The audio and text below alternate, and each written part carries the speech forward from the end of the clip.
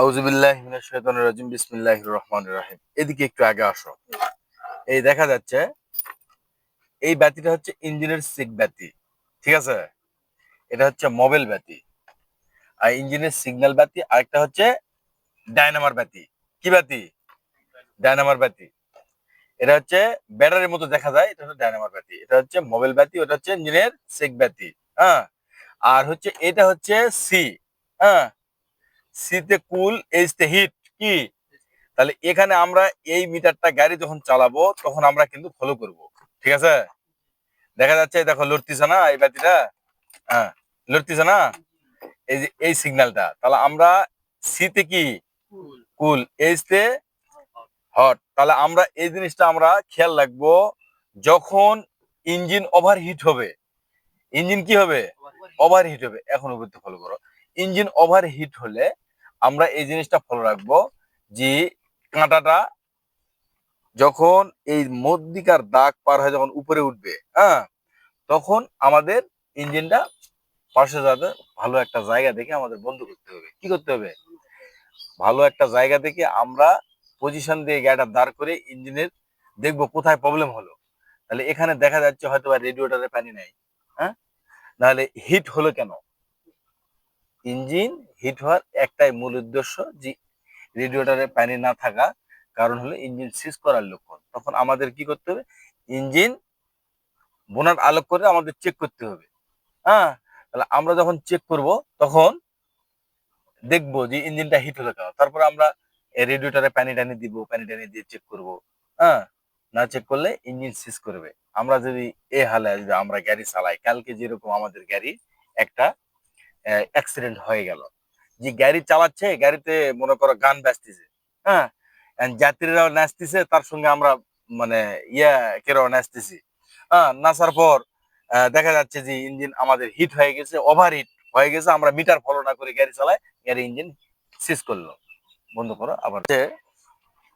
এই সুইচটা ডানের যে সুইচ, হ্যাঁ, এই হুইলের নিচে যে এই সুইচ, এই সুইচটা আমরা, হ্যাঁ, আমরা বুঝতে হবে। ঠিক আছে। তাহলে এই সুইচটা দেখা যাচ্ছে আমাদের নিচের দিকে দিলে কি? ডানে। ডানের কি হলো? সিগনাল। উপরের দিকে দিলে বামের সিগনাল। তাহলে আমরা এই সিগনালটা ফলো করব। বামে যখন দাঁড়াবো তখন আমরা বামের সিগনাল দিয়ে দাঁড়াতে হবে। আবার বামের থেকে যখন ডানে উঠবো তখন ডানের সিগনাল দিয়ে আমাদের উঠতে হবে, রোডে উঠতে হবে। তাহলে আমরা এই জিনিসটা ফলো রাখবো, ডানে ডানে এবং বামে সিগন্যাল। বুঝলাম? হ্যাঁ, তাহলে আমাদের এখন দেখতে হবে, এখন এই সুইচটা দিলে কি, এক ঘাট দিলে কি? পার্কিং। কি? পার্কিং। পার্কিং কেন দিব আমরা? পার্কিং দিব হয়তো বা সন্ধ্যায় আমরা দাঁড়াইছি কোথাও, গাড়ি পার্কিং করছি, মানুষ হয়তো বা দেখতে পারেনি। যদি আমরা পার্কিং দিয়ে রাখি, হয়তো বা একটা গাড়ি যদি না দেখে, তাহলে তো মনে করে অ্যাক্সিডেন্ট হতে পারে, স্বাভাবিক। আর পার্কিং দিয়ে রাখলে কি হবে? একটা মানুষ সংকেত বুঝতে পারবে যে এখানে একটা গাড়ি দাঁড়ানো আছে। কি? ঠিক আছে না? তাহলে আমরা কি করব? দাঁড়ানো অবস্থায় রাত্রে বেলা কি করব? সাইডে যদি কোথাও দাঁড় করি তাহলে আমরা কি করব? পার্কিং দিয়ে রাখবো। হ্যাঁ, তারপরে আমাদের আরেকটা সুইচ দিলে কি হবে? লাইট জ্বলবে। কি হবে? হেডলাইট। ঠিক আছে? হেডলাইট জ্বললে আমাদের সামনের দিকে সুন্দর মতো আমরা দেখতে পাবো।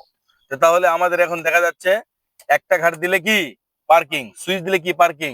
হ্যাঁ, তারপর আরেকটা দিলে লাইট, হেডলাইট জ্বলবে। তারপর দেখা যাচ্ছে, দেখো পার্কিং অফ করলাম। তারপর এটা উপরের দিকে দিলে কি? উপরের দিকে দিলে হলো ইমার্জেন্সি একটা সিগন্যাল, এটাকে চোখ মারা বলা হয়। হ্যাঁ, মনে করো ধাম করে আমরা যদি এভাবে আমরা একটা সিগন্যাল দিলাম, চোখ দেখালাম, হ্যাঁ, তখন ও বুঝতে পারবে। দেখো সামনে লাইট জ্বলতেছে, দেখো সামনে লাইট জ্বলতেছে, সামনে লাইট জ্বলতেছে, দেখো দেখো সামনে লাইট জ্বলতেছে। হ্যাঁ, হ্যাঁ, তাহলে এটা কি? এই সিগন্যালটা আমাদের ইমার্জেন্সি সিগন্যাল দিয়ে পার হতে হবে। হ্যাঁ, তাহলে আমরা এ পাশে এখন আমরা এই জিনিসটা ফলো রাখবো। আর নিচের দিকে দিলে হাই, উপরের দিকে দিলে লো। তাহলে একটা গাড়িতে একটা সুইচে দেখা যাচ্ছে 6 থেকে 7টা 8টা সিস্টেম। আমরা এই জিনিসটা ফলো রাখবো।